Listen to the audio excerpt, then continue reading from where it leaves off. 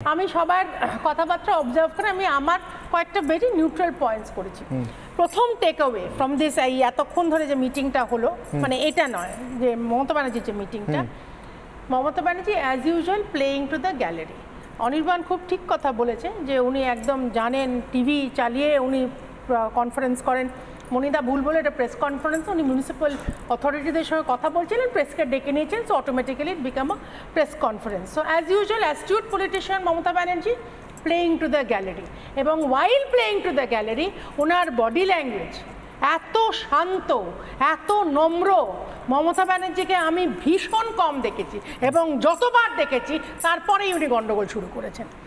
এক নম্বর, কিসে কোন গন্ডগোলের আশঙ্কা করছেন? আমি বলছি, আমি কি করে জানবো? এত থোড়াই আমার পলিটিক্যাল দূরদর্শিতা, এবং ওনার ভাষা এত সুন্দর, এত মানে সিলেক্টিভ ওয়ার্ডস ইউজ করে, এবং সেই ভাষায় উনি যে কটা নাম বললেন, সুজিত বোস, সল্ট লেক বললেন, কিন্তু সল্ট লেকের মেয়র যেহেতু ওনার বড় বড় পোস্টার টাঙিয়ে দিয়েছেন, নিজের ছবি সমেত নামটা ইগনোর করেছেন।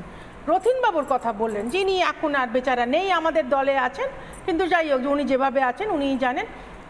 দুটো টার্ম মেয়র ছিল, তৃণমূলের মেয়র, কোনো কাজ করেনি। মমতা ব্যানার্জি কিছুই জানতেন না, ওনার এত বছর পর মনে হলো রথীনদা সবটা নষ্ট করে দিয়েছে। শিলিগুড়ির মেয়রের কথা উনি বললেন, বলছে ইউ ক্যানট কি শাভ অ্যাওয়ে রেসপন্সিবল, উনি ওনার ভাষায় বললেন। হাওড়ার সিচুয়েশন, অনির্বাণ আমি হাওড়ার মেয়ে, হাওড়ায় এত ইলিগাল কনস্ট্রাকশন হয়, এত গায়ে গায়ে বাড়ি ওঠে, বাড়ি ওঠে তো একদিনে বাড়ি ওঠে না, বাড়ি ওঠে এমন বাড়ি ওঠে তুমি ডেড বডি বের করতে পারবে না। ফরগেট অ্যাবাউট ডেড বডি, একজন 9 মাসের প্রেগনেন্ট মহিলা যদি হেঁটে নাবে, তার সঙ্গে তার স্বামী একটা সিঁড়িতে দাঁড়াতে পারবে না, এন্ট্রান্স দিয়ে বেরোতে পারবে না।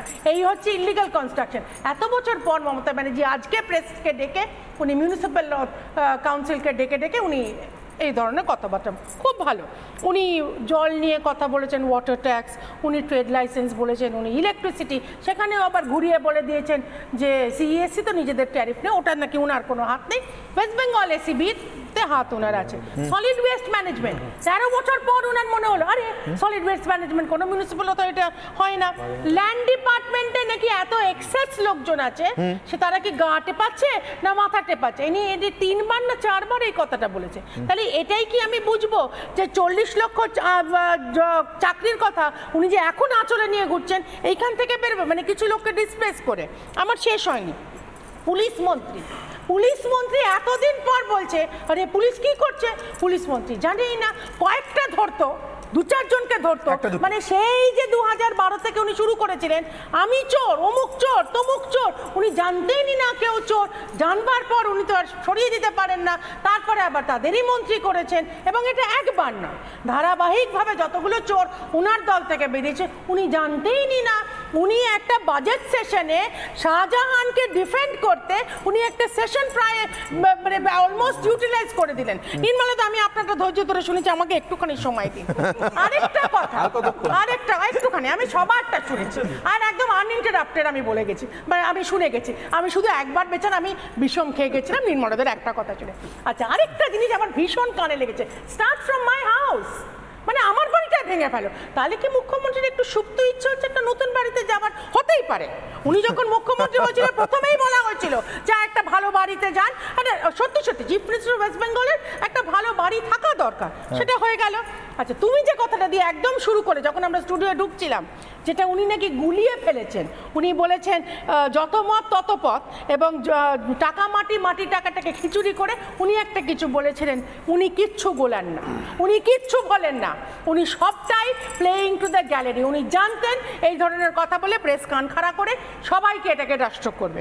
আর দুটো ছোট ছোট কথা, দিয়ে থুয়ে খান, উনি আগেও একবার বলেছিলেন যে 25% আর 75%, তাহলে এখনো উনি বলছেন যে দিয়ে থুয়ে খান। উনি জানেন কে কে খাচ্ছেন, এবং উনি জানেন যে হয়তো অতটা টাকা কালীঘাটে আসছে না, সেই জন্য এই ওয়ার্নিং বেল। সুজিত, আমি জানি তুমি কি করছো, সল্ট লেকে কি হচ্ছে মুখ্যমন্ত্রী জানেন, তো মুখ্যমন্ত্রী কি তাহলে আইদার কনফিউজড যে অতটা পার্সেন্টেজ পৌঁছচ্ছে না, নাকি উনি ভালো করে ক্লিয়ারলি জানেন? আর জাস্ট দুটো আমি আটকাচ্ছি, তার কারণ আমি আরো পরে সময় পাবেন, আসবো, সুযোগ দেবো। মমতা বন্দ্যোপাধ্যায় এই গোটা দায়টা মানে দুর্নীতির দায়টা যেভাবে পুলিশের উপর চাপিয়েছে, এবার সে কথায় আসে। বলেছিলাম আমি আপনাদের একটু ধীরে সুস্থে একটা একটা করে বলছি। এবার মমতা বন্দ্যোপাধ্যায়ের পুলিশ সম্পর্কিত আজকের বার্তা। এত দুর্নীতি হচ্ছে, মুখ্যমন্ত্রী জানেন কোথায় কোথায়, আপনারা শুনেছেন এত দীর্ঘ সময় ধরে যারা আজকের বিতর্কের অতিথি আছেন তারাও বলেছেন। এবার পুলিশের কি করা উচিত ছিল আর করেনি বলে মনে করছেন পুলিশ মন্ত্রী মমতা বন্দ্যোপাধ্যায়। রাস্তা ফুটপাতে এনক্রোচমেন্ট বেড়েই চলেছে।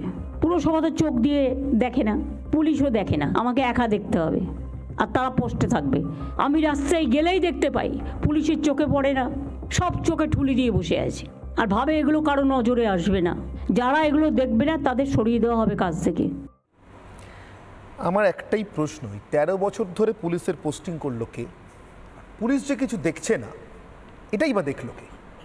পুলিশ মন্ত্রী হিসেবে মমতা বন্দ্যোপাধ্যায়ের প্রাথমিকভাবে দেখার কথা এবং অন্তিমেও দেখার কথা, মাঝে আর কিছু নেই, কেউ নেই। নির্মলবাবু হাত তুলে আছেন, তার আগে আমার আজকের ব্রহ্মাস্ত্র, আর কতদিন চোর পুষবেন মমতা? এই চোর আমার বলা নয়, আপনার বলা নয়, এখানে যারা আছেন তাদেরও বলার নয়, মুখ্যমন্ত্রী নিজে বলেছেন আজকে কারা কোথায় কিভাবে চুরি করছেন। কাটমানি থেকে টেন্ডার দুর্নীতি, রাস্তা, জল, আলো, সর্বত্র চুরি, এমনকি পুরসভার জমি পর্যন্ত বেচে দিচ্ছেন, সরকারি সম্পত্তি। এদের আর কতদিন পুষবেন মমতা?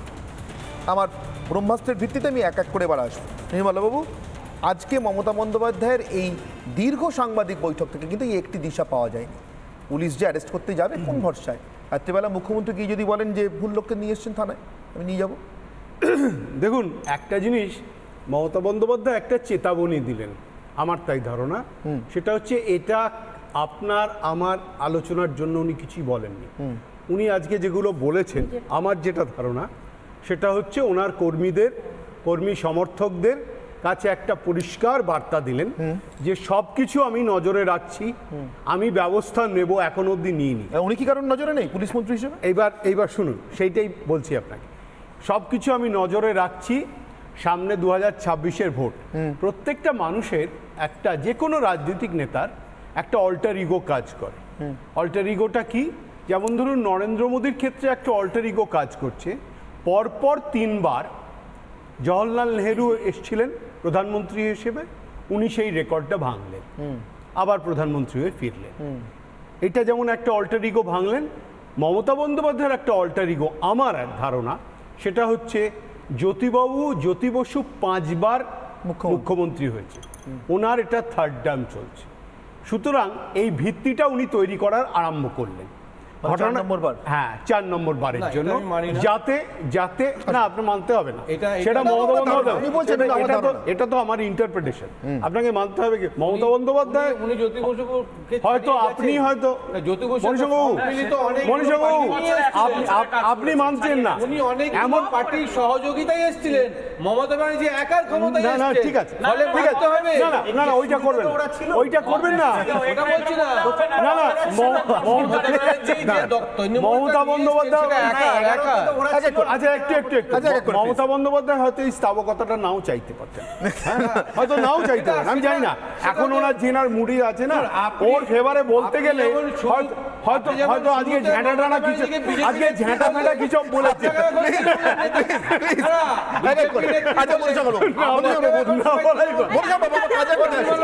আপনি যেমন বিজেপি নেত্রী বললেন মমতা ব্যানার্জি, না আমি বলিনি, আমি বলেছি ঠাট্টা করে। এখন সবাই তৃণমূলের নেতা বলে। আরেকটা কথা বলবো, তার ব্রহ্মাস্ত্রের উত্তরটা দিন। কতদিন চোর পুষবেন? সকলের কথার উত্তর দিচ্ছেন, আমার কথার উত্তর দিন। আমাদের কতদিন চোর পুষবেন? আমাদের পুষতে হবে না, পুষছেন তো। এই যে রেফারেন্সটা দিল না এখানে শতরূপা ম্যাডাম, যে 2টো টার্ম রথীবাবু কিছু কাজ করেনি, এই জন্যই তো বিজেপিতে নিয়েছে। বলে আমরা যাদেরকে আইডেন্টিফাই করে দেবো, যাকে আইডেন্টিফাই করে দেবো, কালকে তো বিজেপিতে যাবে তারা।